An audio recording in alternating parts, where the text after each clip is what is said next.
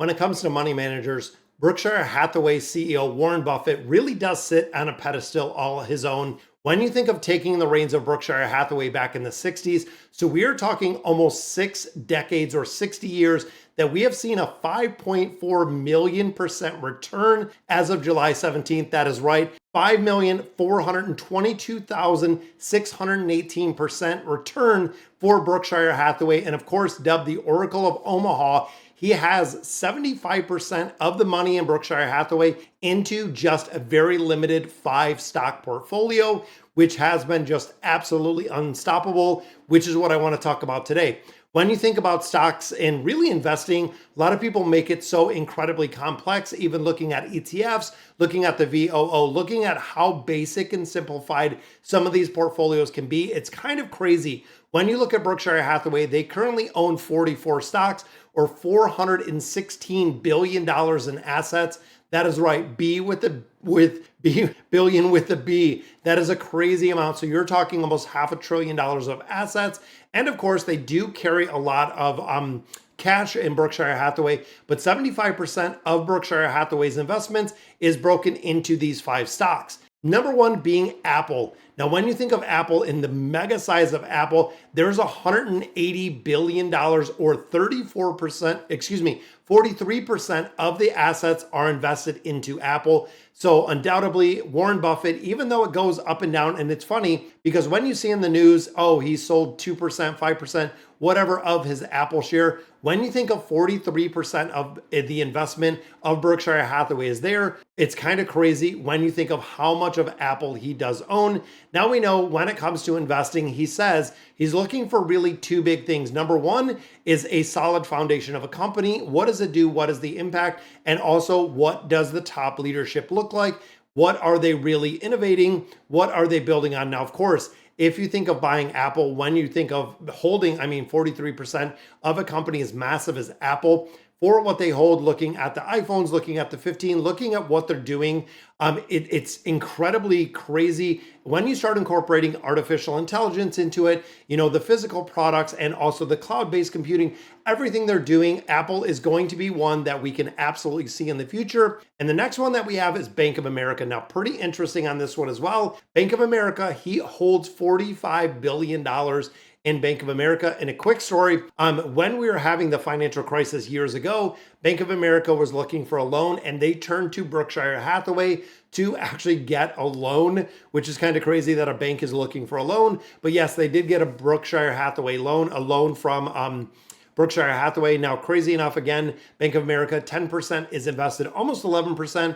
But when you start looking at the Bank of America shares and how much dividends they do pay, dividend payout is something that they've always focused on with Berkshire Hathaway, even though they don't pay dividends themselves. When it comes to financials, when it comes to a company as large as Bank of America, which holds a majority of mortgages in the United States, it's kind of crazy because we've seen some downsizing, even going into 2024. 77% of consumer households are banking digitally. 53% of all consumer loans were completed online. So the physical need for branches is slowly going away, which means it can be a lot more affordable for financial institutions because they don't have to pay for the brick and mortar. Now, when you think of the annual dividend income just from the stake that it contains in Bank of America was more than $1 billion. That is right. Literally just holding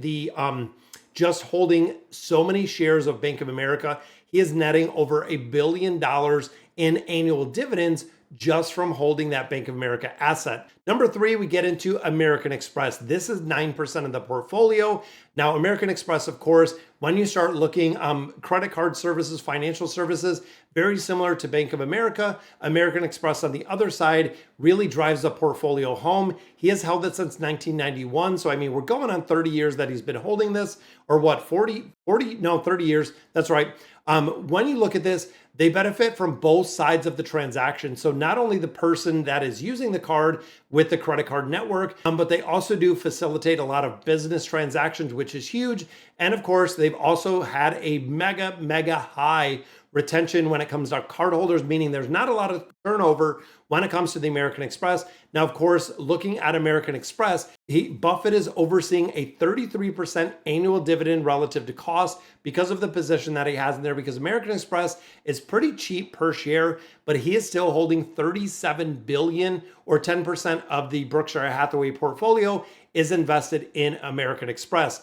And then, of course, one of my absolute longtime favorites, Coca-Cola, $26 billion, or 6% of the portfolio. Now, this has been an absolute pillar since 1988. So this one, yeah, we're going on 40 plus years that we do and has been holding Coca-Cola. Now, of course, when you think of Coca-Cola, you might think of the little red can, but they carry and they offer a crazy amount of things, not only worldwide. For me personally, being in the military, having service, going overseas, every single country I was in had Coca-Cola. Now, there are only a very few exceptions.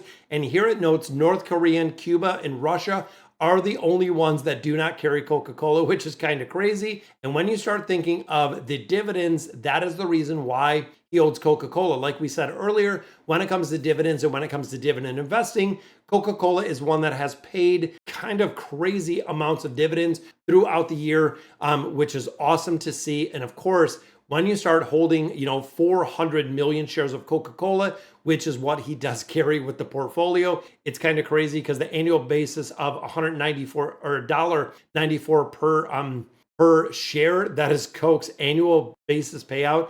I'm trying to do the math, but I can't do it fast enough. But yeah, $1.94 was the annual payout. He owns 400 million shares, so do the math. It is kind of crazy. And the last one that we have on here is Chevron, which accounts for 5% of the total assets that they do have of the invested assets, and $20 billion in Chevron. So when you look at Apple, Bank of America, American Express, Coca-Cola, and Chevron, that is 75% of Berkshire Hathaway's $416 billion that they have. Now, of course, when it comes to Chevron, he's been buying it like crazy, as well as the Asodio Petroleum. And again, when you own kind of both of the sides, because Chevron is an absolute energy titan, they have $20 billion devoted to Chevron. They have the brightest minds. And really, when it comes to the development of energy and power, it really is crazy. They are a very cash flow heavy company. Economic climates, they do incredibly well. Now, when we see a lot of up and downs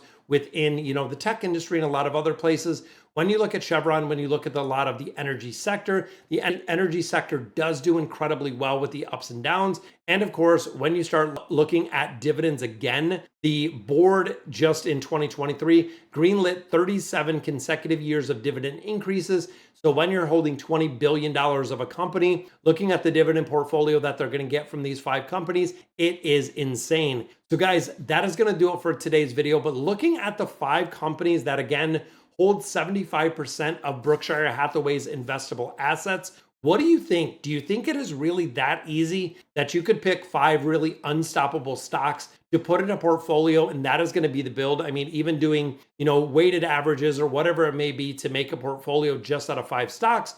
Or do you invest in ETFs like I do? And personally, the ETFs, it is what I've always stated. It is what has really treated me exceptionally well. But when you start looking at the breakout of Berkshire Hathaway, how incredibly well it's done with the Berkshire, the A-class shares, and also beating the stock market, the S&P 500, in both doubling the benchmark almost every single year, and also doubling, almost tripling the dividends paid as well, which is kind of crazy to think. But all right, again, that is going to do it for today's video. Let me know in the comments what you guys think. And as always, thank you guys for watching.